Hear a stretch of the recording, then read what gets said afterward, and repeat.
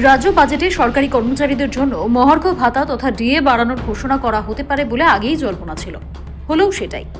রাজ্য বাজেটে রাজ্যের সরকারি কর্মচারীদের 4% ডিএ বাড়ানোর ঘোষণা করল মমতা বন্দ্যোপাধ্যায়ের সরকার। গত বছর বাজেটেও 4% ডিএ বাড়ানো হয়েছিল। এবারের বাজেটে ফের 4% ডিএ বাড়ল। এখন কেন্দ্রীয় সরকারি কর্মচারীরা 53% হারে মহার্ঘ ভাতা পান। অর্থাৎ এবারে রাজ্য বাজেট ঘোষণার আগে পর্যন্ত কেন্দ্র রাজ্য মহার্ঘ ভাতার তফাৎ ছিল 39%। বুধবার নতুন করে 4% ডিএ বৃদ্ধির ফলে কেন্দ্রের সঙ্গে রাজ্যের ডিএর ভাড়া কমে দাঁড়ালো 35%। প্রস্তাবিত বাজেটে রাজ্যের তরফে অর্থমন্ত্রী জানিয়েছেন, চলতি বছরের 1 এপ্রিল থেকে এটি কার্যকর হবে।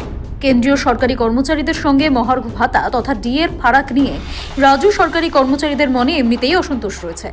তার উপর আবার কেন্দ্রের সরকারের 8ম বেতন কমিশন গঠন করে দিয়েছে। 2026 সালের 1 জানুয়ারি থেকে তার সুপারিশ বাস্তবায়িত হওয়ার কথা। কেন্দ্রের এই ঘোষণা এখন রাজ্যের কর্মীদের কাছে নুনের ছিটের মতো। সেই সঙ্গে কর্মচারী মহলে এই প্রশ্ন উঠছে যে পশ্চিমবঙ্গে 7ম পে কমিশনের গঠন কবে হবে। তারই মধ্যে বাজেটে ডিএ বৃদ্ধির ঘোষণা কর্মচারীদের সেই ক্ষতে অনেকখানি প্রলেপের কাজ করবে বলেই মনে করা হচ্ছে। 2026 সালে বিধানসভা ভোট রয়েছে, তাই তার আগে নতুন পে কমিশন গঠনের ঘোষণা করা হতে পারে বলে সূত্রের খবর। তবে 4% ডিএ বৃদ্ধি নিয়ে খুশি নন সরকারি কর্মচারীদের একাংশ। তাদের বক্তব্য, কেন্দ্রের সঙ্গে তো রাজ্যের ফারাকের পরিমাণ 35%, তাহলে কতটা পিছিয়ে বোঝাই যাচ্ছে। বিভিন্ন সামাজিক প্রকল্পে সরকারের দান খয়রাতি নিয়েও প্রশ্ন তুলেছেন তারা। ব্যুরো রিপোর্ট, সময়, কলকাতা।